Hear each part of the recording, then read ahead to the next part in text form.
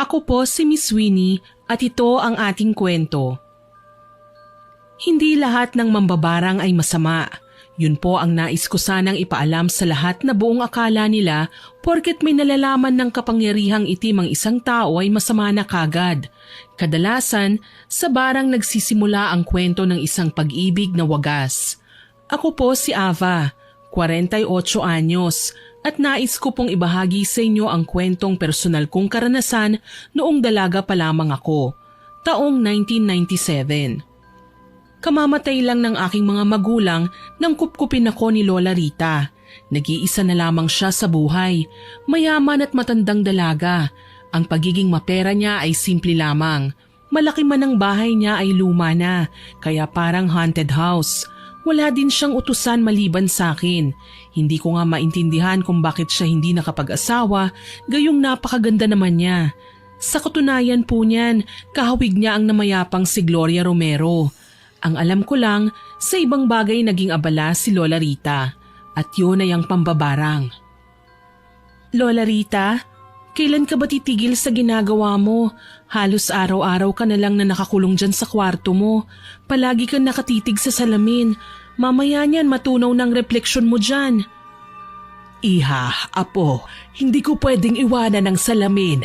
Alam mo yan, kailangan manatili ako rito. Halos hindi ka na po kasi kumakain eh. Kahit sumubo ka man lang para malamanan niyang tiyan niyo. Kanina pa nakahanda ang pagkain niyo eh. Baka mamaya lumamig na ito. Mamaya na. Lalapit naman ako sa'yo mamaya eh. Lola, wag nang matigas ang ulo. Sige ka, hindi po darating ang Prince Charming mo kapag hindi ka kumain. Ava, hindi magandang biro yan. Alam mo naman yon, hindi ba? Kahit kailan, wag mong gagawing biro ang hindi na siya darating. Alam ko sa puso ko kung anong binitiwan naming pangako sa isa't isa. Pasensya na po, Lola. Paano naman po kasi ayaw niyong kumain eh? Oras na makita kayo ng hinihintay niyong prinsipe, malamang aatras siya sa takot dahil namayat kayo. Ay hindi. Gagawin ko ang lahat mapanatili lang na magandang itsura ko.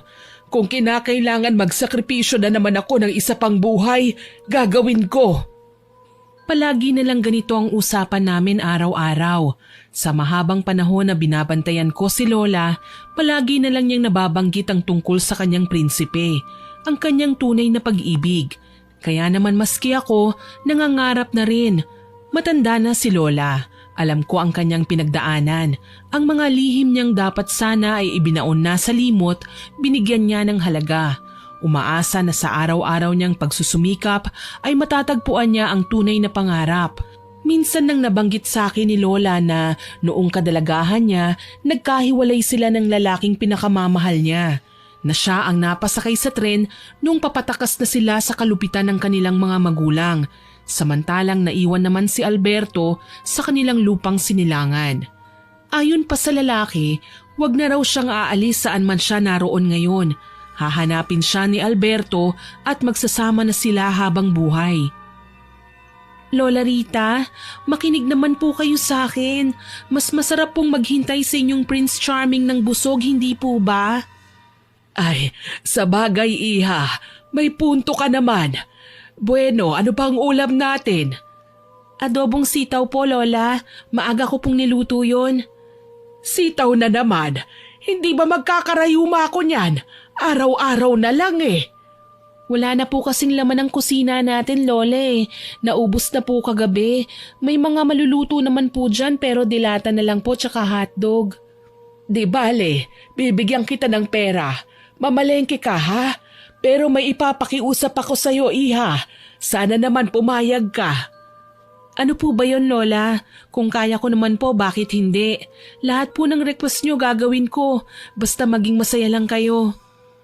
May ipapadala akong larawan sa'yo. Larawan ito ni Alberto. Sana matingnan-tingnan mo sa paligid kung may nakita kang kahawig niya. Kausapin mo, kaibiganin. Seryoso po ba yan, Lola? Oo naman, mukha ba akong nagbibiro? Ito ba ang itsura ng nagjo-joke? Lola naman, pati ba sa labas mag-iimbestiga ako? Tsaka mahigit 20 anyos lang po si Lolo Alberto niyan. Paano ko po siya makikilala ngayon? Baka nga matanda na siya ngayon. Iha, sige na. Ngayon lang naman ako makikiusap sa'yo Magbabaka sakali lang naman tayo, hindi ba? Ay, sige na nga po. Basta kung hindi ko po siya makita, uuwi na ako Kasi alam nyo na, kapag nagtagal ako doon, walang makakapagluto ng pananghalian natin. Magugutom kayo. Oo, apo. Pwede ka nang umuwi nun. Hindi mo naman kailangan maghintay doon ng buong araw. Nang mga sandaling yon, tingin ko talaga kay Lola ay nababaliw na. Nagpapasalamat na lang ako na hindi niya ako sinasaktan. Pero siguro talagang gusto lang niyang mahanap ang lalaking nagpatibok ng puso niya. Sa tagal ba naman ng panahon na hindi sila nagkasama, alam kong matindi ang pangungulila niya. Kaya naiintindihan ko siya kung kailangan niya akong apurahin sa mga bagay na mahalaga sa kanya. Isa pa sa dami ng magagandang bagay na ibinigay niya sa akin, ngayon lang ako makakabawi. Alam kong hindi maluhong tao si Lola dahil lahat ng meron siya, sobra niyang pinahahalagahan. Sa katunayan, gumagamit siya ng mahika para malaman kung malapit na ba niyang makita ang pinakahihintay na lalaki. Mga masasamang tao naman ang kanyang binabarang, mga taong patapon na ang buhay at wala nang panahon pang magbago. Mga mamamatay tao at iba pang kriminal na tinanggalan ng kagandahan sa pamamagitan ng barang. Sa katunayan, may ikinuwento na naman sa akin ng kaibigan kong si Iya nang magkita kami sa palengke. Mabuti na lang maaga kang napunta ngayon sa palengke, Bes. May ikukwento ko sa'yo tungkol sa kapitbahay nating si Mang Tomas. Oo nga paubos na kasi ang stocks namin sa bahay. Alam mo na, kailangan ko na namang mamili. Hindi nga maselan sa pagkain si Lola, pero kailangan ko pa ring piliin. Kapag pinakain ko siya ng mga putahing bawal sa kalusugan niya, siguradong magkakasakit siya Sus, para namang hindi malakas ang lola mo. Parang hindi nga siya nagkakasakit Oo nga, pasalamat nga ako doon, hindi ba? Kasi binigyan ako ng Panginoon ng mabait at malusog na lola. Hindi ako tuluyan naging ulila. Dahil nawala man ang mga magulang ko, pumalit naman si Lola.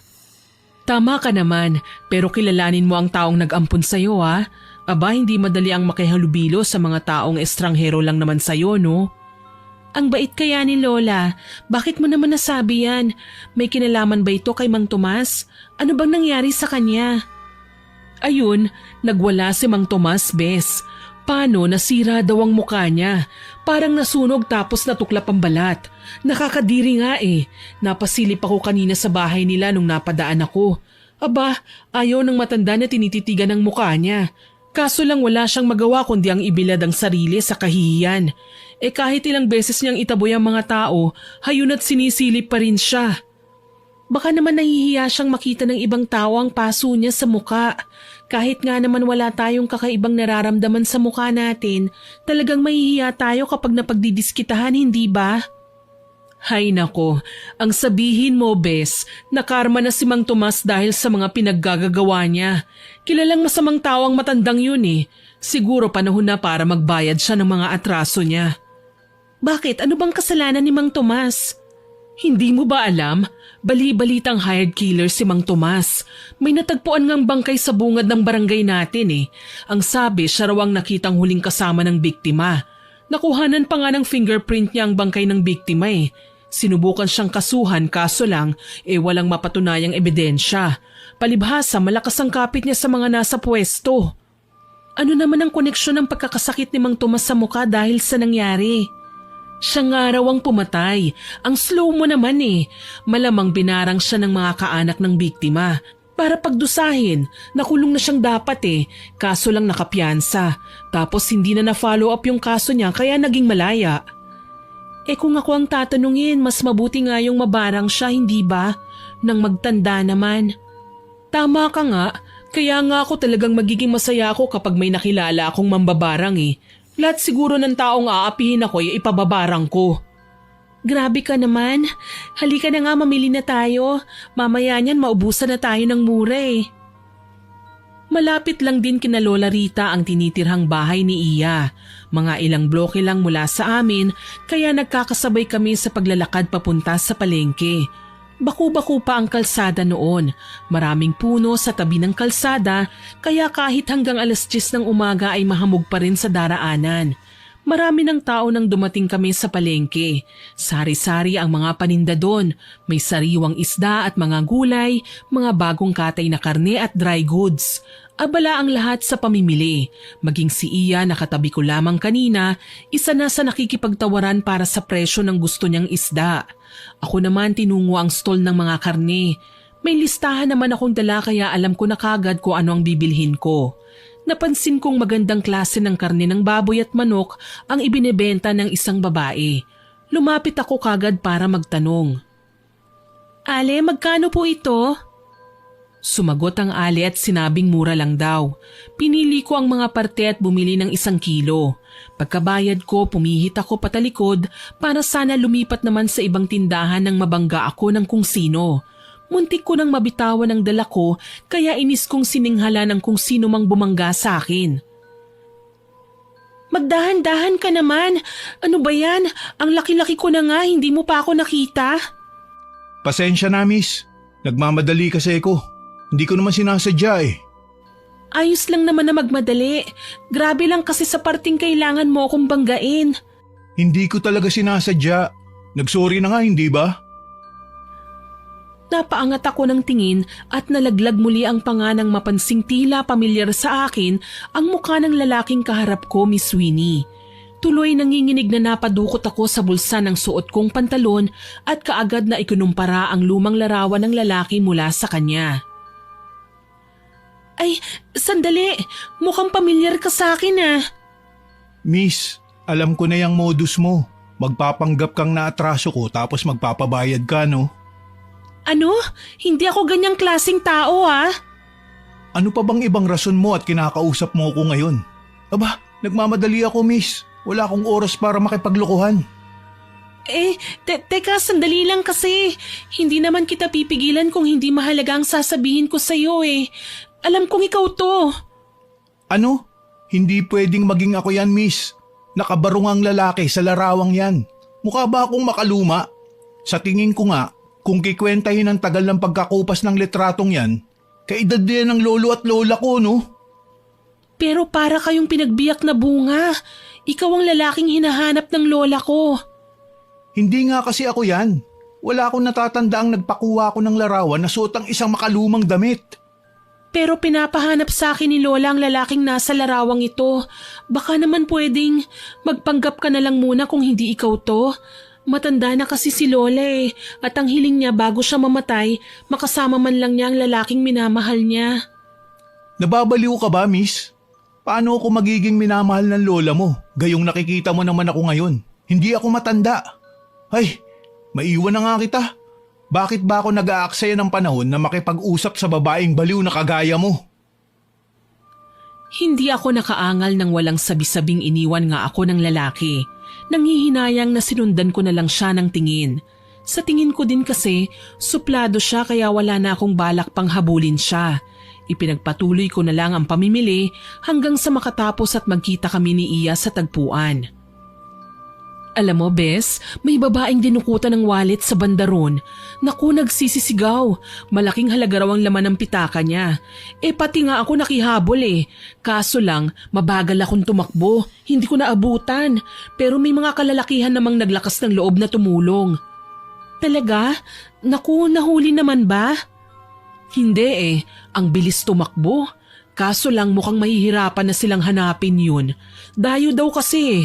Dayo na kinabisado ang pasikot-sikot sa lugar natin kaya nalamangan sila. Abusado na talaga ang mga tao ngayon ano. Wala na silang pinipili. Kahit malalaki naman ang katawan, mas ginugusto nilang gumawa ng masama. Oo nga eh. Mga taong ayaw magbanat ng buto at umaasa lang sa pinagkakakitaan ng iba. Mga walang hiya talaga. Naku, buti na lang hindi ako nadukutan. Kapag nagkataon, mamamatay na sila sa titig ko pa lang. Hay nako, tama na nga yan. Ang mabuti pa umuwi na tayo. Magluluto pa ako ng pananghalian eh. Mabuti pa nga, nakaka-high blood talaga ang mamalengke. Teka, mabigat na naman ang dala natin. Sumakay na lang tayo at kung maglalakad baka mangalay pa tayo. Halika, mag-abang na tayo. Mabilis kaming pumara ni Iya ng masasakyan. Tirik na ang araw at nakakaramdam na rin ako ng gutom. Unang bumaba si Iya at nagpaalam na kami sa isa't isa. Nang ako na ang bababa, kaagad ako nagbayad ng pamasahe. Hinakot ko ang mga pinamili papasok sa bahay. Naabutan ko si Lola Rita na may hinihilang malaking kahon palabas ng bodega. Nagulat ako at nag-alala kasi nga mabigat yun. Dali-dali kong nilapag ang mga dala ko at kaagad ko siyang inalalayan. Lola, bakit mo naman pinipilit na hilahin yan? Diyos ko naman, La. Tingin ko nga sa'yo hirap na eh. Hayaan mo na ako, Apo. Kailangan kong halongkatin ulit ang mga naitabi kong gamit ni Alberto. Ilalagay ko lang sana sa ibaba ng cabinet na yan. Parang palamuti, ganun ba? Gusto ko kasi, saang banda ko sa bahay na ito mapagawi, makikita ko ang mga bagay na nagpapaalala sa akin ng lalaking pinakamamahal ko. Lola, dapat po hinintay niyo na ako. Mabigat po ito Paano na lang kapag nabinat kayo? Di mapipilitan akong dalhin kayo sa ospital. Alam niyo naman po yun, hindi po ba? Sa panahon ngayon, bawal magkasakit. Bukod sa magastos, amoy gamot doon sa ospital. Baka mas lalo kayong manghina. Ay, pasensya na. Ewan ko ba, halos araw-araw naman akong naghihintay sa kanya. Pero parang nakukulangan ako sa oras. Parang hindi pa sapat. Gusto kong humaba pa ang buhay ko. Paano naman po mangyayari yon kung ganyang inaabuso nyo ang sarili nyo? Hay nako, La, ako na po ang bahala rito, ha? Sige na, ang mabuti pa, iwanan na muna natin ito dito. Tapos pumunta muna tayo sa kusina. May dala po akong kakanin, pagsaluhan natin. Sige. Alam mo, Iha, napagdesisyonan ko na. Tutal, malaki naman itong tinitirhan natin. Paupahan na natin ang ibang kwarto. Para naman magamit ng iba at mapakinabangan, hindi ba? Tama po kayo dyan, La. Hayaan nyo magpapaskil po ako ng karatula sa labas para kapag may nakabasa, makakahanap kagad tayo ng tenant para naman hindi tayong dalawa lang ang pagala-gala dito sa loob. Maraming salamat, Apo. Napakabuti mo talaga sa akin. Hindi ako nagsisisi na inampon kita. Higit pa sa sariling kadugo, mapagmahal at matapat. Maliit na bagay lang po, tsaka lahat ng kabutihan niyo sa akin ay ginagantihan ko lang din po. Sana wag kayong magsawa na ampunin ako, ha. Nakangiti kong wika sa kanya. Aminado ko na habang nagkakaedad si Lola, nagiging matigas na rin ang ulo niya. Yung tipong kahit bawal gusto niyang ipagpatuloy. Ayaw niya na dinidiktahan siya o pinagsasabihan. Tsaka halos walang oras na tinititigan niya ang salamin sa loob ng kwarto niya para sipatin kung may namumuunan naman bang kakaiba sa kanyang muka. Minsan, napapansin ko kasi na may nagsisigapangan ng ugat sa kanyang noo o minsan naman sa leeg. Alam kong hindi yun normal. Kaya nang magkaroon ako ng pagkakataon, kinausap ko siya ng masinsinan. Lola, wag po sana kayong magagalit, ha? May kinalaman po ba kayo sa nangyari kay Mang Tomas? Bakit mo naman naitanong? Nakita ko po kasi siya noong isang araw Masaklap ang sinapit ng pagmumukha niya. Parang chicharon bulaklak. Tsaka galit na galit siya sa bumarang sa kanya. Nagbanta pa nga po ng kung ano-ano Tsaka narinig ko dinala siya sa ospital. Wala naman daw pong findings ang doktor. Ang sabi wala siyang sakit. Ewan ko ba, kapag naaalala ko ang mukha niya nandidiri ako. Parang ayoko na tuloy kumain ng chicharon. Ganon ba? Iha, hindi ka naman siguro manghihinayang sa mga taong may malupit na gawain, hindi ba? Dapat lang sa kanya ang magkasakit. Nang sa gayon, hindi na siya makalabas ng bahay at magawa ang lahat ng nakasanayan niyang gawin, hindi ba? Sa bagay nga po, ilang buhay din po ang nailigtas dahil sa karamdaman niya ngayon. Kasi kung hindi siya nagkasakit, malamang dating gawi siya. Baka nga nag-curfew na naman tayo para maiwasan ang sakuna. Tao po! Iha, mukhang may tao. Baka naman may nakabasa na sa dinikit mong karatula sa labas. Teka at nang makausap ko nga, swerte na ito. Ako na po, Lola. Dito na lang po kayo. Kapag nakumpirma ko ang sadya niya, tsaka ko na lang po ipapakausap sa inyo. Mapapagod po kayo sa paglalakad eh. Batang ito talaga. Masyado kong iniingatan. Malapit lang naman ang balkonahe. Pwede namang doon na ako maghintay. Ayos lang po, Lola. Ako na po ang bahala. Dali-dali akong lumabas ng bahay at lumapit sa may tarangkahan. May natanaw akong lalaki. Sa tingin ko ay mahigit nasa 30 anyos na siya. Matikas ang pangangatawan at may pagkamoreno. May sukbit na bag at mukhang nanggaling sa malayong probinsya. Magandang araw po. Ano pong kailangan nila? Nabasa ko kasi dito sa karatula na nagpapaupa kayo ng kwarto. Interesado sana ako eh. Ganun po ba? Mawalang galang na po. May mga dala po ba kayong requirements kagaya nung nasa labas? Kakailanganin po kasi namin sa pagpapatuloy sa inyo. Huwag kang mag-alala, miss. Kumpleto ako sa papeles at mabuti naman akong tao. Sige po, hali kayo, pasok. Lola, may kakausap daw po sa inyo tungkol sa pagrerenta ng kwarto. Sino ba yan, iha?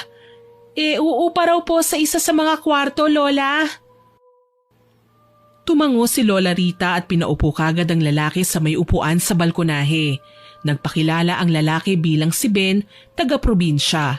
Hinayaan ko na lang silang mag-usap ni Lola para magkasundo sa bayaran at sa iba pang batas niya sa loob ng bahay.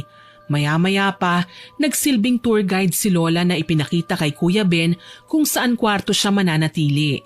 Kahit papaano, nakaramdam kami ng katiwasayan ng may makakasama na kami sa bahay. Tumutulong kasi si Kuya Ben sa mga gawain. Nagsisibak siya ng kahoy, minsan nagiging tubero at karpintero pa namin. Kuya, maraming salamat po sa pagtulong mo sa amin ha. Naku, minsan hindi ko na nga po nagagawa pang magsibak ng kahoy dahil sa dami ng gawain eh. Nasanay na tuloy kami sa uling na nabibili sa palengke. Wala yun, Ava. Sanay naman ako sa gawaing bahay eh.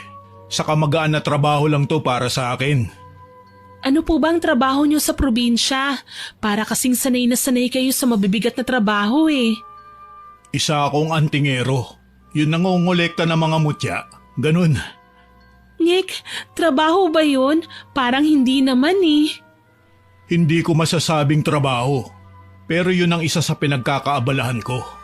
At kaya ako napadpad dito dahil naghahanap ako ng mga hindi pangkaraniwang nilalang na pwede kong mapagkuhanan ng bagong koleksyong agimat. Kagaya po ng mga engkanto? Hindi lang basta mga engkanto, pati aswang at mambabarang. Babawian ko ng kakayahan kapag nanlaban. Kaya ayun, minsan nasasaktan ko.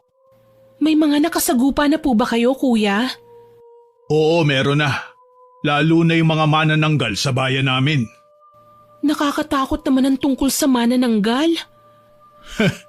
Hindi sila uubra sa akin eh. Saka may mga mutya na akong nabawi tungkol sa mga nasabing nilalang.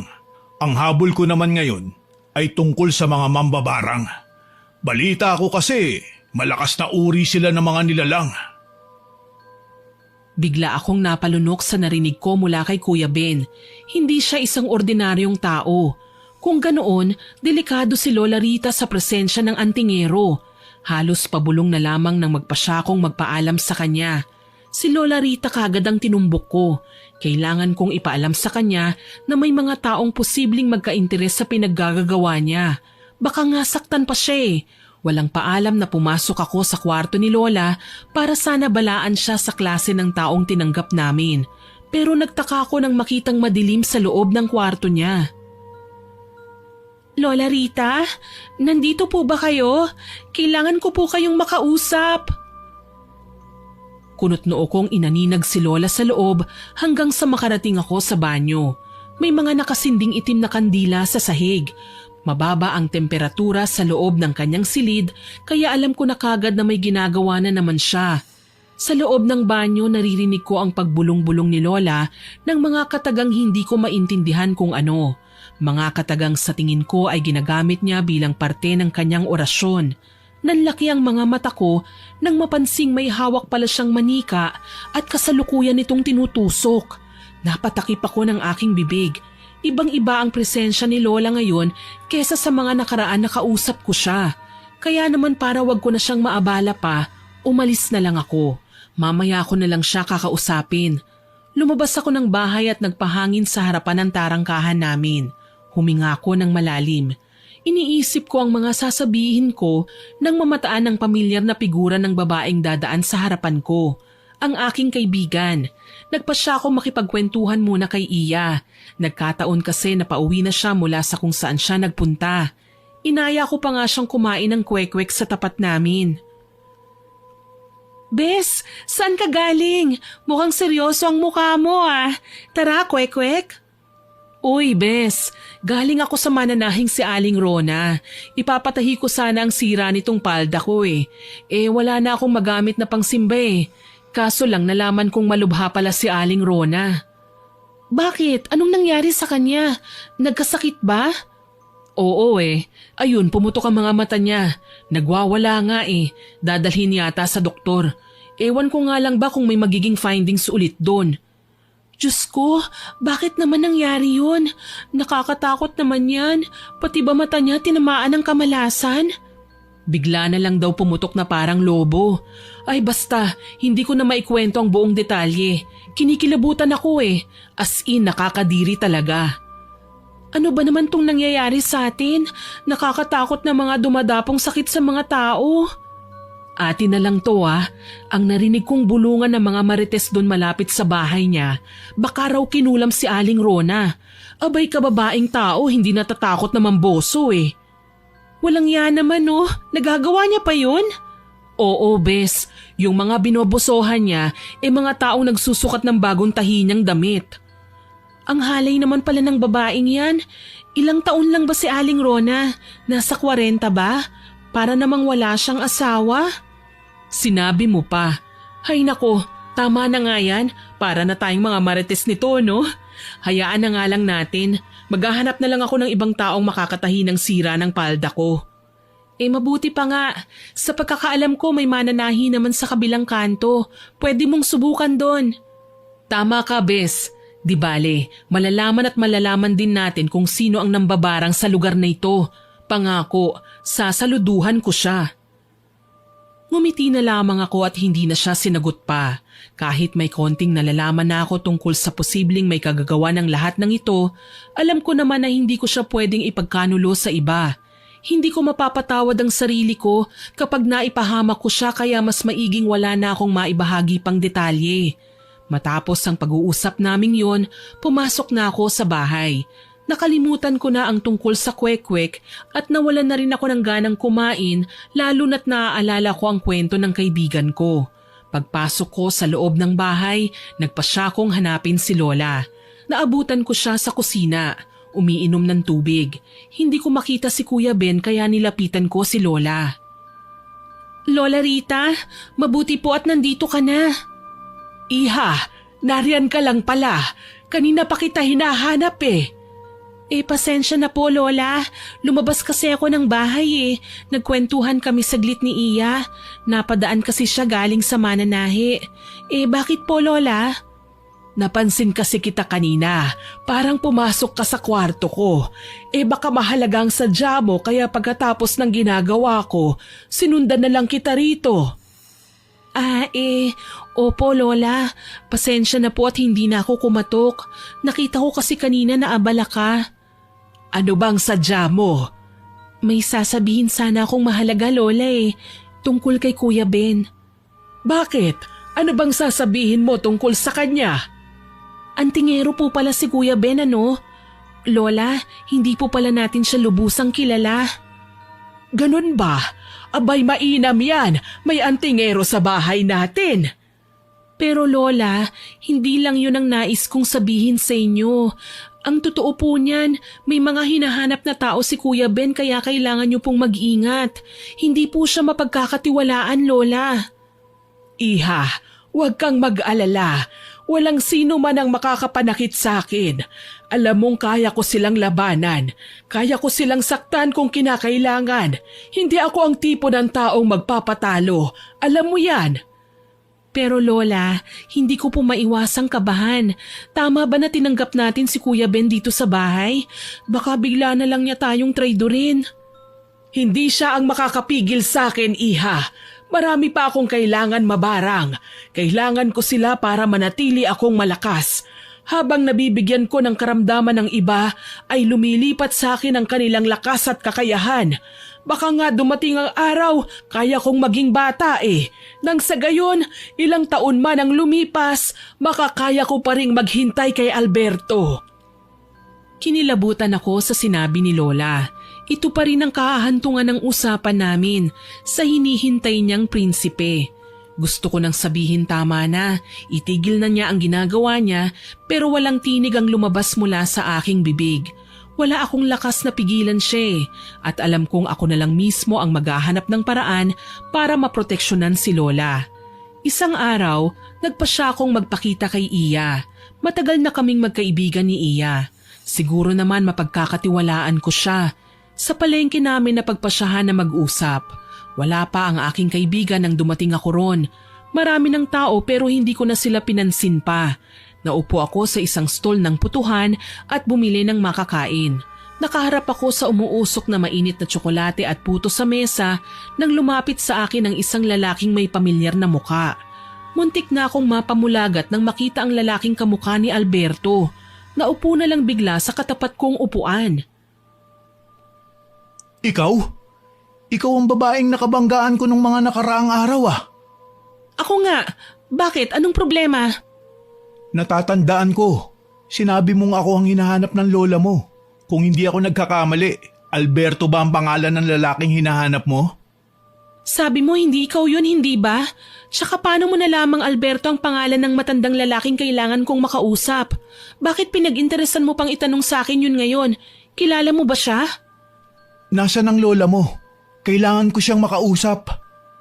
Teka lang ha, nung una todo tanggi ka sa mga sinabi ko sa'yo noon. Pero bakit ngayon? Pasensya na, pero tatapatin kita. Ang taong binanggit mo noon ay ang lolo ko. At ngayon ko lang yun napagtanto. Baka naman nanloloko ka lang. Bigyan mo nga ako ng palatandaan para paniwalaan kita. Ang pangalan ng lola mo, siya si Aling Rita, hindi ba? Madaling itanong yan eh. Kilala ako dito sa palengke. Malay ko ba kung nagtanong-tanong ka muna sa ibang mga tao dyan sa tabi-tabi? Siguro, hindi ka maniniwala sa akin. Pero huli na mapagtanto ko ang lola mo, ang babaeng matagal nang hinahanap ng lolo ko. Ito ang ebidensya ko. Nagulat ako nang ilabas ni Alfonso ang isang lumang larawan. Tila ba karugtong ito ng larawang nasa pangangalaga ko. Makikita ko doon si Alberto, katabi ang isang napakagandang babae na sa tingin ko ay si Lola Rita. Nagsimula sa pagkabog ang dibdib ko, kitang-kita sa larawan ang matinding pagmamahalan nila sa isa't isa. Sa likuran ng nasabing larawan ay may nakasulat na pangalan, Alberto at Rita. Hindi ko sinasadyang mapaluha nang makita ang katibayang dala ni Alfonso. Sa pagkakataong yun, alam kong hindi siya nagsisinungaling. Naluluhang hinarap ko ang lalaki at nginitian kahit nanginginig. Totoo ba ito? Matatapos na ang paghihintay ni Lola. Masaya ako para sa kanya. Sobrang saya. Nasaan ba siya ngayon? Pwede ko ba siyang makausap? Para naman maipaalam ko sa kanya ang sadya ko. Sige, isasama kita sa bahay. Naroon si Lola Rita. Sigurado ako matataranta na naman yun sa natuklasan ko ngayon. Teka lang miss, hindi ko pa alam ang pangalan mo eh. Pwede ba kitang makilala? Ako si Ava. Lola lang ang tawag ko kay Lola Rita. Pero hindi niya ako tunay na apo. Ampon lang niya ako. Kinupkup niya ako nang mamatay ang mga magulang ko. Okay lang yan. Ako naman, apo ng kapatid ni Lolo Alberto. Pero syempre, lolo ko pa rin siya. Nang magkakilala na kami, nakalimutan ko na ang tungkol sa usapan namin ni Iya. Naisip ko, mas mahalaga kasi ang sadya ni Alfonso kesa sa sadya ko kay Iya. Pwede ko namang ipagpaliban yun ngayon at itakda na lang sa ibang araw. Tsaka nagbilin ako sa tindera ng putuhan na may importante kong nilakad kaya hindi ko na siya nahintay. Pagdating sa bahay, naabutan ko pang dinidiligan ni Lola Rita ang mga paborito niyang orchids sa bakuran. Kaagad kong tinawag ang kanyang atensyon. Lola Rita, nasan po kayo? May mahalaga po akong sasabihin sa inyo, Lola. Oh, apo, nariyan ka na pala. Bakit ba sumisigaw ka at… Alberto? Lola? Umahagulgol na kaagad na nilapitan ng matanda ang kasama kong lalaki. Hinawakan ang pisngi nito at hinagod. Makailang beses na tinitigan, sinisigurong totoo ang kanyang nakikita at hindi basta namamalikmata lang. Alberto, ikaw na ba yan? Bumata ka. Nagtagumpay ka ba? Paano mo nagawa ito? Pasensya na po, Lola Rita. Nagkamali po kayo. Hindi po ako si Alberto. Ako po ang apo niya, si Alfonso. Tama po ang sinabi niya, Lola. Siya po ang apo ng lalaking matagal mo nang hinihintay. Kung hindi ikaw si Alberto, nasan siya, iho? Matagal na panahon ko nang hinihintay ang minamahal ko. Sana naman hayaan mo kung makausap at makasama na siya ngayon. Iyon na nga po eh. Kailangan niyo siyang makita. Kung ayos lang po sa inyo, isasama ko po kayo ngayon sa probinsya. Pero ang sabi niya, wag akong umalis dito. Nakakasigurado ka ba sa sinasabi mo, iho? Baka naman niloloko mo lang ako. Hindi na po niya kayang bumiyahe, Lola. Kaya pasensya na po kung kayo ang kailangan dalhin ko sa kanya. Sige, sinabi na niya ang bagay na yan at hindi ako tatanggi.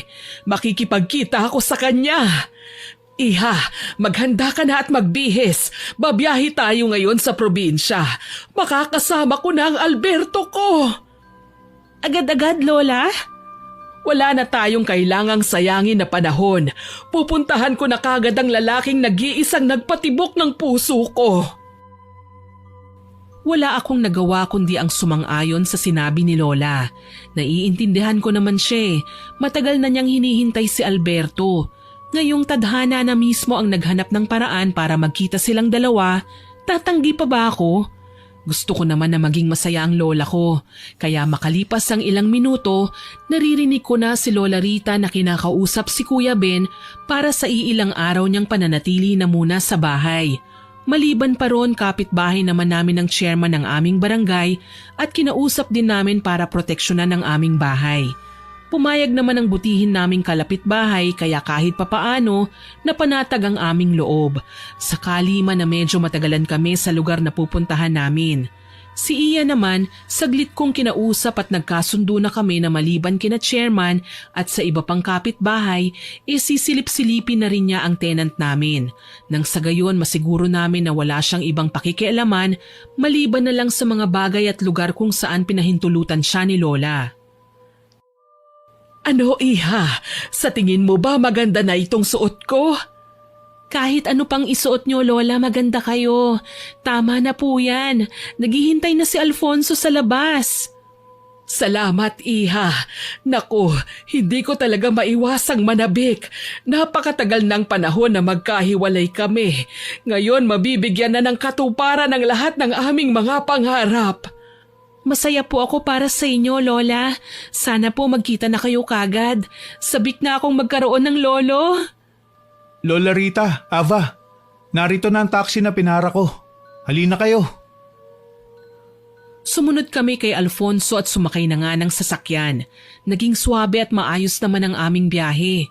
Pagdating namin sa lugar na pinagmulan nila Lola, napansin ko siyang pumikit at napahinga ng malalim. Alam kong ninanamnam niya ang alaala ng nakaraan. Huminto ang aming sasakyan sa isang lumang bahay Kastila sa may kabisera. Mistula itong museum kung titignan, kaso lang may mga detalye sa bakuran ng bahay na palatandaang tinirhan ito ng mga tao. Lola, hali kayo, pasok po. Natatandaan niyo pa po ba ang bahay na ito? Oo, ito ang bahay nila Alberto. Nasaan siya? Ay, matagal ng panahon mula nang maiwan ko ang lugar na ito. Napakaraming nagbago. Pero ang bahay na ito, wala man lang nag-iba. Ganoon na ganon pa rin. Maliban na lang sa takbo ng panahon. Nararamdaman kong malayo na kami sa mapanghusgang mga mata ng bawat tao at mamamayang minsan na kaming kinutya at ginawang masama. Nasa loob po. Hinihintay kayo. Lola, hawakan na po kita para hindi ka mahirapan. Nakakapanibago si Alberto. Bakit kaya hindi niya tayo sinalubong? Dati apo, nakagawian na ni Alberto ang salubungin ako sa tuwing darating ako sa aming tagpuan. Ang totoo niyan, ito ang unang pagkakataong makakapasok ako sa bahay ng pamilya niya. Bakit naman po, Lola? Wagas naman ang pag-iibigan niyo, hindi po ba? Hindi kailanman naging maayos ang trato sa akin ng pamilya ni Alberto. Sila ay nagmula sa pamilya ng mga mangkukulam. Ako naman nagmula sa pamilya ng mga mambabarang. Barang at kulam? Hindi po ba magkapareho lang yun? Diyan ka nagkakamali, apo. Ang kulam ay isang klase ng gawain kung saan bibigyan ng sakit ang isang tao sa pamamagitan ng sumpa. Samantalang ang barang ay mas nakakahindik na bersyon ng kulam. Gagamit tayo ng mga insekto at makakamandag na hayop para pagdusahin ang ating mga kinamumuhiang tao. Akala ko talaga magkatulad lang ang mga yan. Hindi pala, mas masahol at mabagsik pala ang barang. Oo, iha. Napakarami ko pang hindi na ikukwento sa'yo. Pero asahan mong darating ang araw, malalaman mo rin ang lahat. Hindi ka na iba sa akin kaya lahat ng meron ako mapapasayo rin. Lola, sabihin man ng iba na hindi ka panipaniwala ang kabutihan ko, pero masaya na po ako na binigyan niyo ako ng bahay at pagkain. Binigyan niyo ako ng pamilya na matagal nang wala sa akin. Kaya kung pag-uusapan natin ang lahat ng meron kayo, hindi naman po ito mahalaga sa akin eh. Ngunit iingatan ko po yon dahil sa ito ay pinahahalagahan ninyo. Maraming salamat aking apo. Tara, pumasok na tayo. Nagtaka pa ako nang mapansing nakaitim ang halos lahat ng bisita sa bahay na yon. May mga nagbubulungan at palihim na nag-uusap. Nagtitinginan at alam kong pinag-uusapan kami. Nang tuluyan kaming makapasok, nawala kagad ang aking ngiti. Sa pinakaunahan ng aming kinatatayuan, nakahimlay ang animoy natutulog na lang na si Lolo Alberto. Nasa loob ng kanyang kabaong. Nahigit ko ang aking hininga. Pero mas hindi ko napaghandaan ang sasabihin ni Lola Rita. Alberto, mahal ko, narito na ako. Bakit ka natutulog sa kahon na yan? Hindi ba at pinasundo mo kami sa apo mo? Lola, nakahiga na sa kabaong si Lolo Alberto. Hindi na po siya gigising pa. Hindi na po kayo magkakausap. Patay na po siya, Lola. Ito po ang huling-hiling sa amin ni Lolo Alberto, la. Ang magkita kayo bago pa man siya ilibing. Anya, wag mo na siyang hintayin. Hindi niya nakinaya ang kanyang karamdaman. Anong ibig mong sabihin, iho? Malubha na po si Lolo bago pa man magkita kami ni Ava sa palengke at masabi sa kanya na kayo ang hinahanap ko. Sumuko na po si Lolo, Lola Rita. Humihingi siya ng paumanhin na hindi na maipagpapatuloy ang inyong pagmamahalan. Pero hihintayin ka niya sa mundong ginawa niya para sa inyo. Iniwan na ako ni Alberto. Hindi na kami magkikita pa. Wala nang silbi ang paghihintay ko. Umasa ako ng sobra. Tahan na po, Lola. Huwag na po kayong umiyak. Hindi masisiyahan si Lolo Alberto kapag nakita niya kayong malungkot. Hindi ko lang maiwasan na maglabas ng sama ng loob, iha. Alam mo ang mga ginawa ko, magkaroon lang ng sapat na lakas para tumagal pa ng ilang taon, hindi ba? Kung hindi mo mamasamain, Alfonso, anong ikinamatay ni Lolo Alberto? Binarang siya ng mga natitira niyong kadugo, Lola Rita. Matagal na pong lumuwas si Ben sa Maynila para bantayan ka sa lahat ng iyong mga galaw. Ano? Totoo ba yan, iho? Totoo po ang sinasabi ko. Para sa katibayan, heto ang mga itsura nila. ipinakita ni Alfonso sa amin ni Lola ang larawan ng 2 taong nais na sumira sa buhay niya. Ang 2 taong akala ko mabait at hindi magkakilala pero magkadugo pala, sina Iya at Kuya Ben. Kilala ko ang 2 ito. Tenant namin ang isa, habang ito namang babae ay kaibigang matalik ni Ava. Totoo yan, Alfonso. Kung gayon, Lola, nilinlang nila tayo. Ang ating bahay, ang mga mahalaga kong gamit. Kailangan mapaalis ko si Ben sa bahay ko. Walang ya. Bakit niloko ko ni Iya? Ibig sabihin matagal na niyang ginagawa ang bagay na ito. Matagal na niya tayong niloloko. Lola Rita, kumalma po kayo. Makakasama sa inyong kalagayan ng sobrang lungkot. Hayaan niyo kami na ni Avam bumalik sa bahay ninyo. Pangako, poprotektahan ko mga bagay na pinahahalagaan niyo ni Lolo. Maraming salamat, iho. Hindi ko akalain ganun na lang kung magmalasakit ka sa akin. Tatanawin ko itong malaking utang na loob. Lola, nangako ako kay Lolo Alberto, kaya wala kang dapat na ipag-alala. Magagawa kong depensa ng lahat ng meron kayo. Natitiyak ko, wawasakin nila ang lahat ng kagamitan ko para hindi ko na sila malabanan pa. Ganyan sila katuso. Huwag kayong matakot. Nandito naman ako. Saka bago pa man namatay si Lolo, tinuruan niya na po ako sa mga kaalamang meron din kayo. Tumango si Lola Rita at binigyan ng basbas ang aming pag-alis ng mga sumunod na araw. Kailangan naming itago si Lola Rita dahil siya ang kailangan ng 2 nagpapanggap at nakipaglapit sa buhay namin. Elementarya lamang ako nang makilala si Iya. Paanong wala akong napapansing kakatwa sa mga kinikilos niya? Pagdating sa bahay, tahimik lang kaming dumaan sa likurang bahagi ng tarangkahan. Halos hindi kami humihinga ni Alfonso habang pinakikiramdaman ang paligid. Sa may kusina, naririnig kong nagtatawanan sina Kuya Ben at Iya. Iiyak ang matandang yon pagdating niya. Wala nang lalaking pinakamamahal niya. Nabarang ko na eh. Magaling kapatid. Alam ko naman na kaya mong gawin yun eh.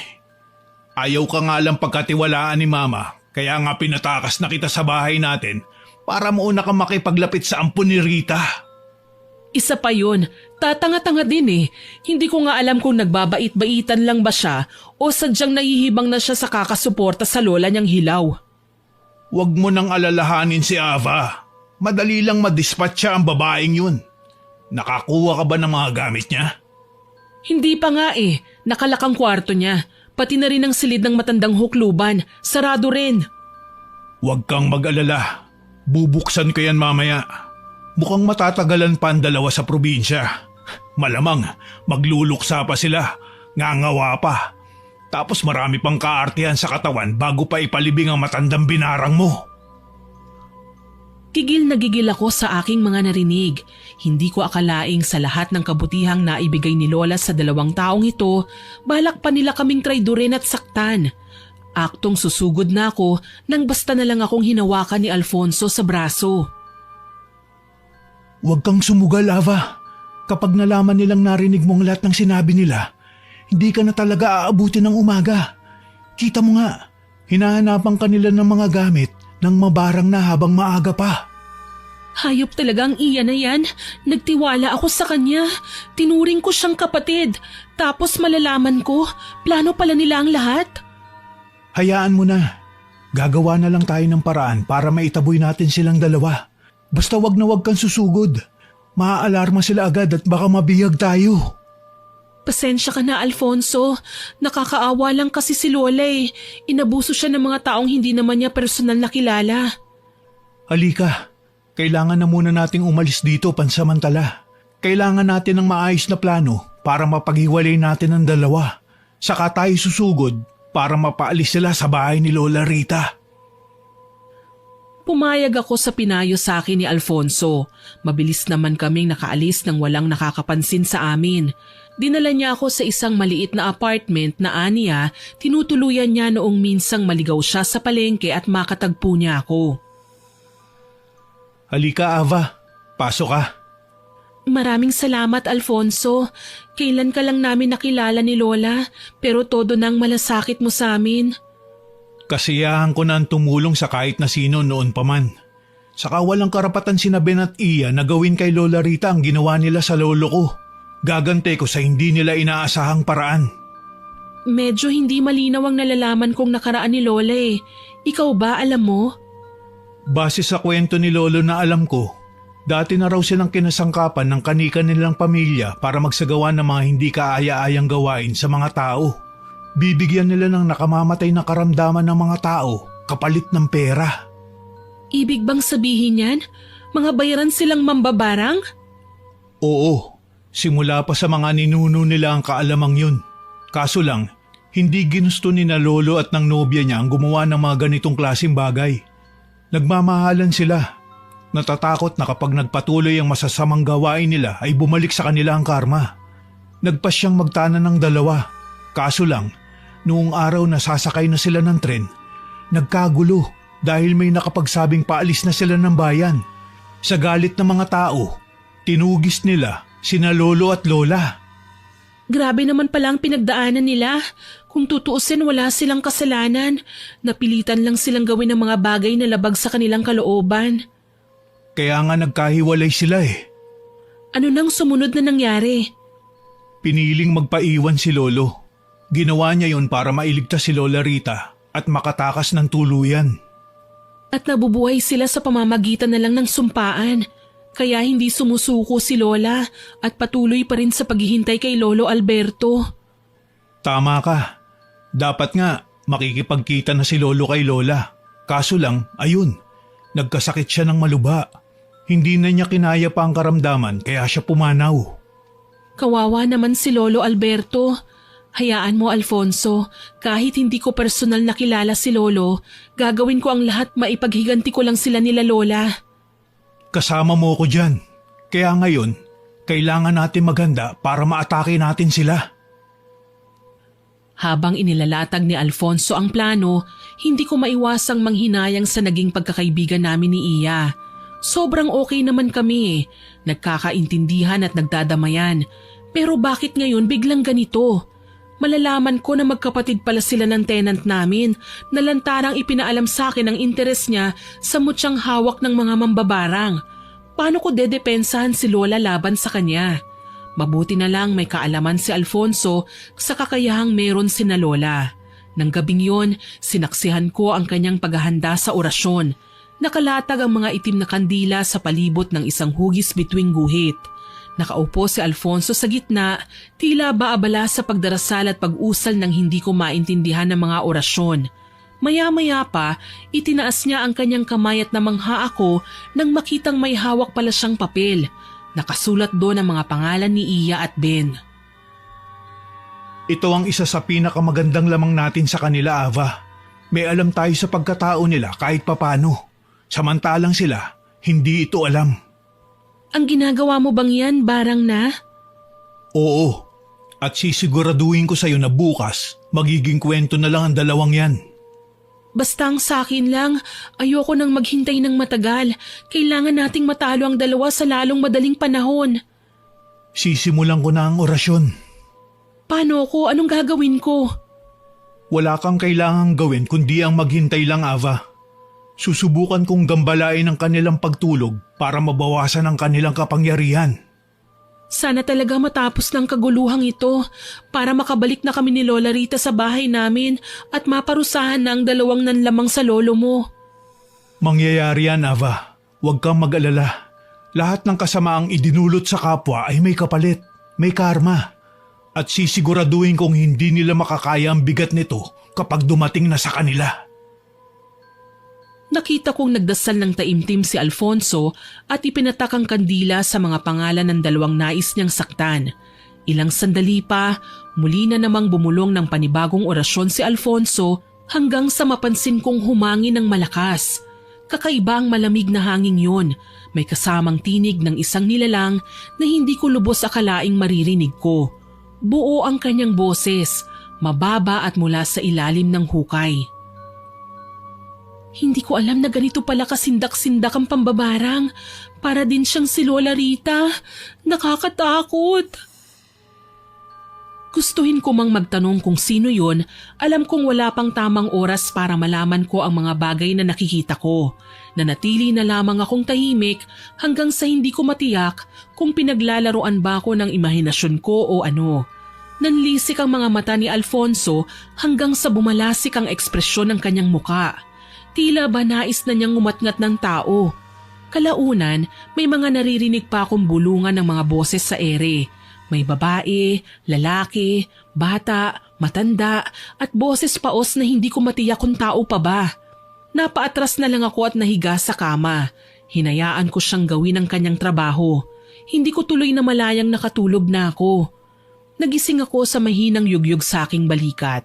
Nang dumilat ako ay maliwanag na at nasilayan ko kagad ang mukha ni Alfonso. Nakangiti. Alfonso, ang aga mo namang nagising. Hindi ba't huli ka na ring natulog? Hindi naman ako natulog eh. Gusto ko lang sanang ibalita sa'yo na tagumpay ang ginawa kong pagbarang sa 2 taong nasa bahay ninyo. Talaga? Ano na ngayon ang plano natin? Maghihintay lang tayo ng ilang araw. Pagkatapos, bigla tayong pupunta sa bahay. Alam ko may sakit na sila sa mga oras na yun. Gugulatin natin sila. Sige Alfonso, nananabik na akong gawin ng bagay na yan. Ano kaya ang magiging itsura ni Iya at Kuya Ben kapag nalaman nilang matagal na nating alam ang ginagawa nila? Sigurado ko magugulat sila. Pero hindi tayo magpapakita kagad sa kanila.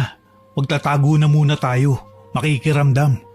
Hanggang sa matiyak na nga nating pwede na silang lapitan kung kailan mahina na sila. Saka tayo aatake. Pero gagawin lang natin yun kapag nanlaban sila. Sige, maghihintay ako sa mga sasabihin mo. Ang mabuti pa, mag-almusal na muna tayo.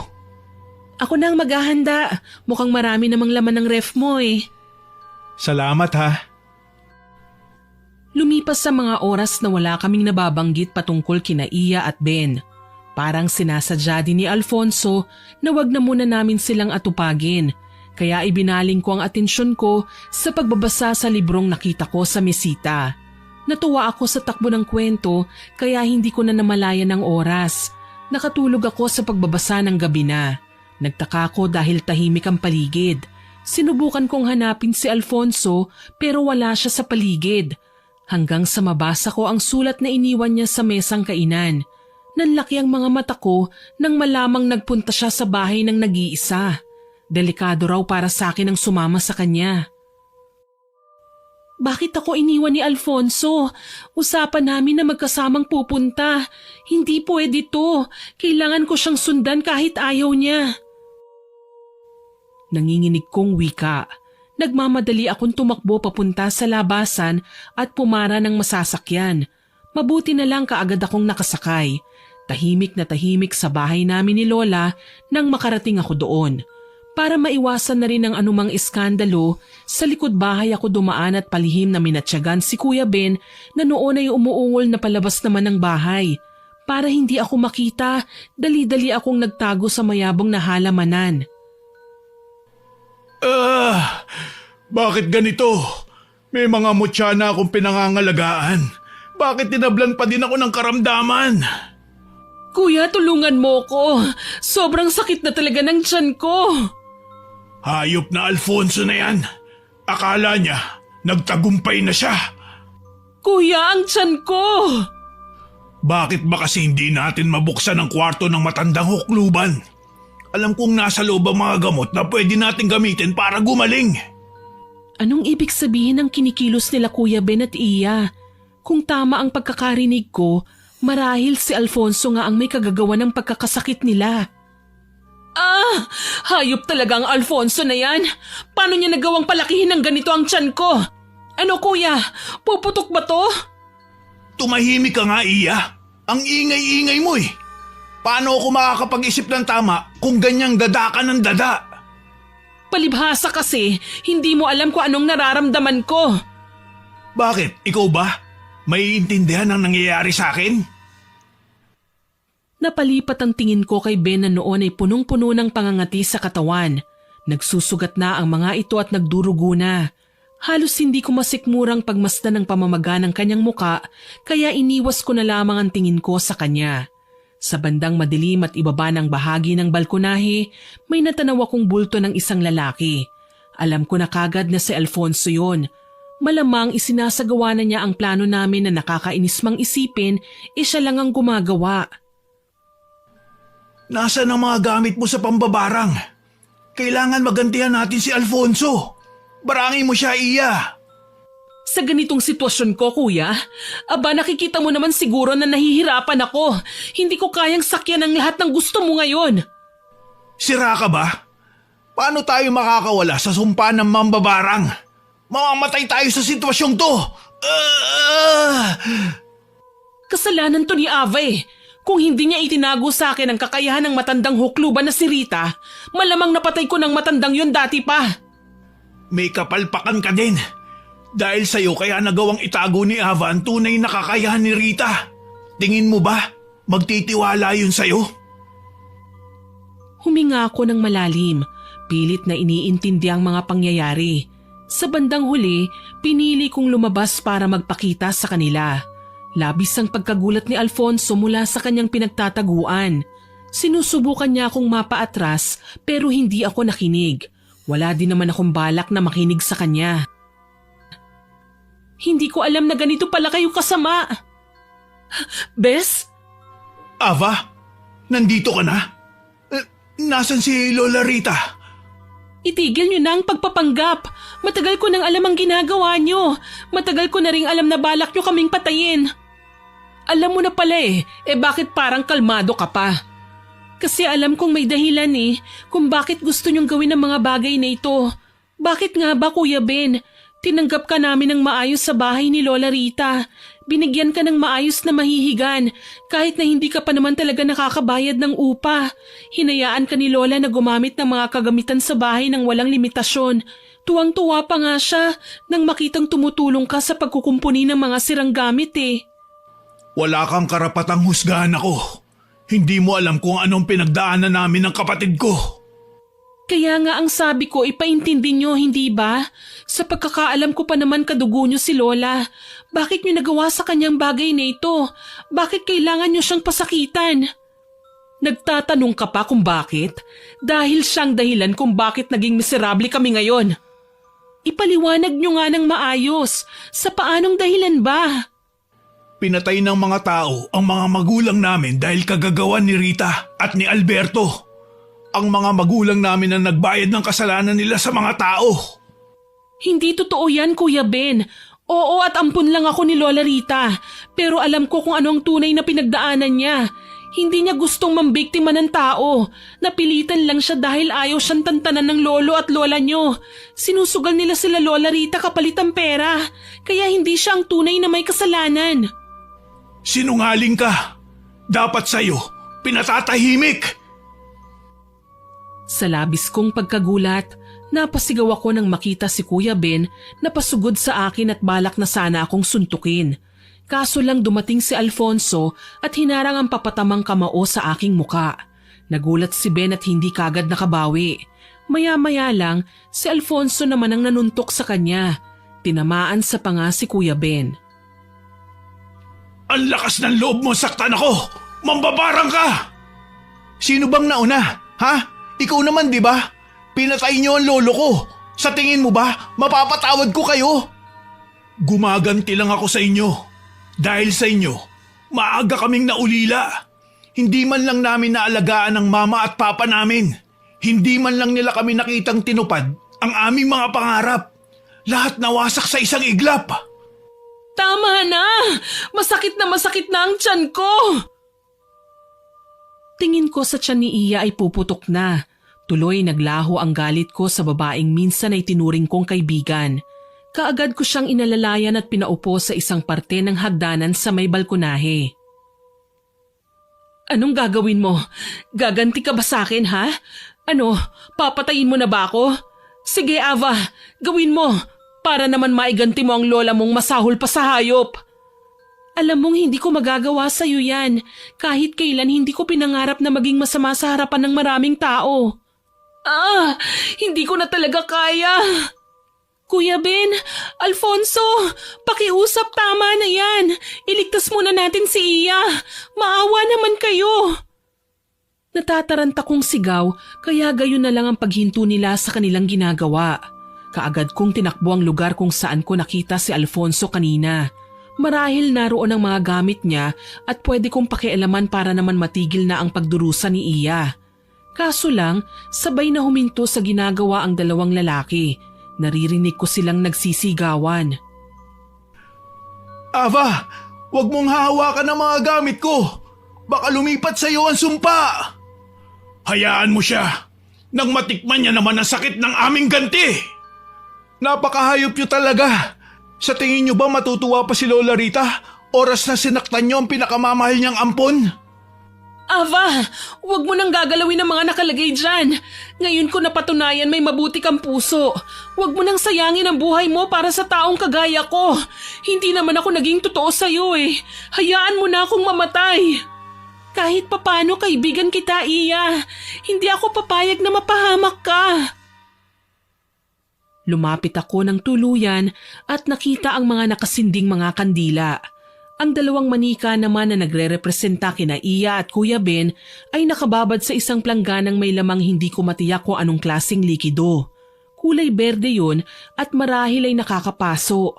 Dadamputin ko na sana ang mga yon nang marinig ko ang atungal ni Kuya Ben. Para bang salitan lang ang nararamdaman nila ng kapatid niya. Hindi ko alam kung anong klaseng mahika ba ang taglay ni Alfonso pero ngayon ko nasisiguradong malala ito at nakakatakot. Alfonso, nakikiusap ako. Alam kong magkagalit kayo ni Kuya Ben at Iya, pero sana naman kausapin natin sila ng maayos. Magpaliwanagan tayo. May pinagsamahan na kami ni Iya eh. Kumpara sa kanya pagpapanggap lang ang pakikipagkaibigan niya sa akin, naging totoo naman ako sa kanya. Ava, Iya, minahal kita ng parang tunay ko ng kapatid, kaya malulungkot ako kahit ano pa man ang mangyari sa'yo. Huwag mo sanang isipin na nagpapabilib lang ako dahil hindi ko magagawang isakripisyo ang buhay mo para sa larong ito. Ang nangyari sa nakaraan, parte na yun ng noon. Hindi na natin dapat pa dinadala sa ngayon. Bakit ba kahit inapi na kita, napakabait mo pa rin sa akin? Nakukonsensya tuloy ako sa lahat ng ginagawa ko. Huwag mo nang isipin yon, Iya. Ang mabuti pa, kumbinsihin natin sila na magbati na. Alam ko naman na magagawa pa nating ayusin ang lahat ng ito eh. Sa bagay, tama ka. Maaayos pa natin ang mga naging pagkakamali natin. Ang mahalaga, magkapatawaran tayo. Niyakap ko si Iya sa kabila ng katotohanang nahihirapan na siya sa kanyang karamdaman. Mabuti na lang nahinto na ang pagsusuntukan nila Kuya Ben at Alfonso. Iika-ikang lumapit si Kuya Ben sa amin kasama si Alfonso. Siya na ang humarap sa ginawa niyang altar at umusal ng orasyon para matanggal na ang barang na iginawad niya sa magkapatid. Ang bilis ng pag-usal niya ng mga kataga na halos dumugo ang ilong ko sa pag-intindi. Gayunpaman, nakita kong dahan-dahan ng gumaan ang pakiramdam ng dalawa. Akala ko ang pambabarang ay nagagawa lang sa panahong hindi nakaharap ang mga binarang sa nambabarang. Pero sa sitwasyon ng magkapatid, nagmistulang albularyo din si Alfonso na ginamot ang sarili niyang ginawad na karamdaman sa dalawa. Alam ko medyo mabigat pa ang inyong katawan makalipas ang 3 araw. Pero huwag kayong mag-alala. Nabawi ko na ang binigay kong karamdaman. Kahit galit ako sa inyo, hindi ko magawang tanggihan si Ava sa kanyang pakiusap. Salamat, Alfonso. Kuya Ben, ano po ba talaga ang nangyari? Kwentuhan mo naman kami nang sa gayon maintindihan namin. Alam na naming kilalang mambabarang ang Lola Rita at Lolo Alberto noong araw. Ginamit sila ng kanilang mga magulang para magkapera. Kaso lang, umayaw na sila ng mag-ibigan at nagpasyang magtanan. Habang ginagawa yun, nagkakagulo ang kanilang mga magulang. Pati na mga taong naapektuhan ng kanilang pambabarang ay naghangad ng paghihiganti laban sa kanila. Lumipas sa mga taon, nagkapamilya ang kapatid ni Lola Rita, nagkaanak, at siyang magulang namin ni Iya. Nakilala siya ng mga kaanak ng naapektuhan sa kasamaang ginawa nila noon. Saktong kapapanganak pa lang ni Mama kay Iya, Nang sugurin kami ng mga hindi namin nakikilalang lalaki, wala akong nagawa para iligtas sila. Ibig mo pong sabihin, pinatay sila kahit matagal na panahon nang nakalipas? Oo, hindi naman nakakalimot ang mga tao. Nagtanim sila ng sama ng loob. Ang dapat sana na maparusahan ay sina Lola Rita, na ibaling kina Mama at Papa.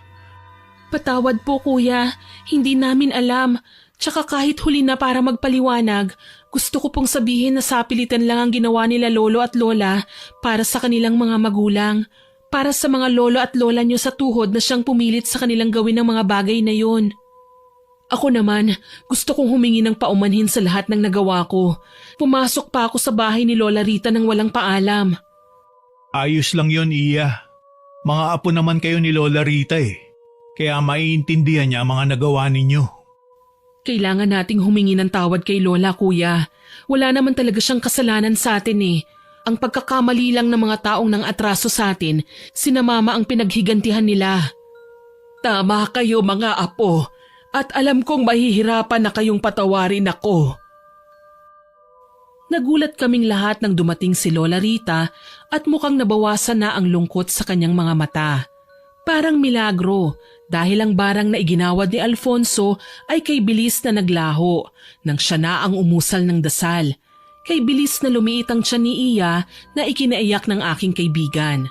Maski ako walang masabi. Alam ko naman na magiging okay ng lahat dahil nagkasundo na sila. Bigla akong niyakap si Lola. Oo at ampun lang ako, pero sa aming 4 na kabataang naroon, ako ang pinakamalapit kay Lola. Tama na ang iyakan at drama. Halika kayo mga apo, pumasok tayo sa bahay. Sa tagal kong naghintay kay Alberto, hindi ko naranasang magkapamilya. Hindi ko alam kung ano ang pakiramdam ng may apo. Baka naman pwedeng kayo na muna ang alagaan ko ngayon? Opo naman Lola, gusto rin po namin kayong makilala. Bago po ang lahat, Lola, gusto kong humingi sa inyo ng pasensya. Alam ko pong naging masama akong apo. Ako pa naman sana ang panganay, pero masahol pa ako sa batang kinakailangang gabayan. Iho, lahat naman tayo nagkakamali. Pwede tayong magsisi at magbago para naman maituwid natin ang nagawa nating hindi naman dapat. Nagyakapan kaming 5 dahil sa sinabi ni Lola. Hindi ko akalain na may mas ibubusilak pa pala ang puso niya para sa lahat ng apo niyang nagkamali. Susunod na sana ako sa kanila papasok ng bahay nang may maalala ko. Ay, Lola, teka lang po. May nakalimutan akong itanong sa inyo. Paano pala kayo nakarating dito ng mag-isa? Iha, matanda lang ako pero hindi ako lumpo. Oo naman at kaya ko pang sumakay ng tren ano? Tsaka may pera naman ako para sa pamasahe. Kayo talaga? Wala kayong tiwala kay Lola? Malay natin, gumamit siya ng lumilipad na walis, hindi ba? Tawanan ang naging sagot namin sa kanyang sinabi. Pumasok na nga kami at nagsalo-salo. Naging masaklap ang gabing yon pero kahit papaano, naging pinakamasaya na din dahil nagkaisa na ang lahat ng apo ni Lola at nagkasundo na. Makalipas ang ilang araw, naging maayos naman kahit papaano ang aming pagsasama. Tuluyan nang gumaling sa kanilang karamdaman sina Kuya Ben at Iya. Naghilom na ang kanilang mga sugat at wala nang nakakahindik na bukol sa kanilang mga katawan. Magkakasabay pa na umuwi kaming lahat sa libing ni Lolo Alberto. Kaso lang, may natuklasan akong hindi ko alam kung masisindak ba ako o matutuwa. Nalaman ko kasi yon nang pumasok ng walang paalam sa kwarto niya sa bahay nila Lolo Alberto. Nahindik ako nang makita ang 2 magkatabing kabaong. Nakahimlay na si Lolo Alberto, tila hindi man lang naaagnas ang kanyang katawan. Si Lola naman, nahuli kong naghahanda na rin at papahiga na sa kabaong na nakalaan naman para sa kanya. Bakit niya ito gagawin? Hindi pa naman siya patay. Lola Rita, ano pong ibig sabihin nito? Iha, pasensya na kung hindi ko nasabi ang lihim kong ito sa'yo. Pero siguro nga, kailangan mo na itong malaman. Ano po yun? Aalis ako, apo. Sa malayo. Sana payagan mo ako. Lola, wala naman po akong magagawa kung iiwan niyo kami. Pero ano pong karapatan kong pigilan kayo? Ampun niyo lang naman po ako eh. Diyan ka nagkakamali, Apo. Hindi ka basta kung sino-sino lang na inampun ko. Nung magkahiwalay kami ng Lolo Alberto mo, buntis na ako. At ang batang yon ay ang nanay mo. Ang nanay mo naman mag-isa kong pinalaki hanggang sa magkapamilya din siya at maipanganak ka. Ikaw ay tunay kong apo, iha, at pinutunayan mo sa akin ang tunay na kabutihan ng puso mo. Iiwan ko sa iyo ang lahat ng ito. Lola, bakit ngayon mo lang po sinabi ang lahat ng ito? Kung kailan iiwan mo na ako, bakit kailangan mong gawin ito? Matagal ko nang hinanga dito, iha. Hayaan mo na akong makasama ang lolo mo. Sa paroroonan ko, makakasama ko na sila ng nanay mo. Balang araw maiintindihan mo rin ako. Bigla niya akong hinawakan sa braso kaya maluha-luha akong napatitig sa kanya.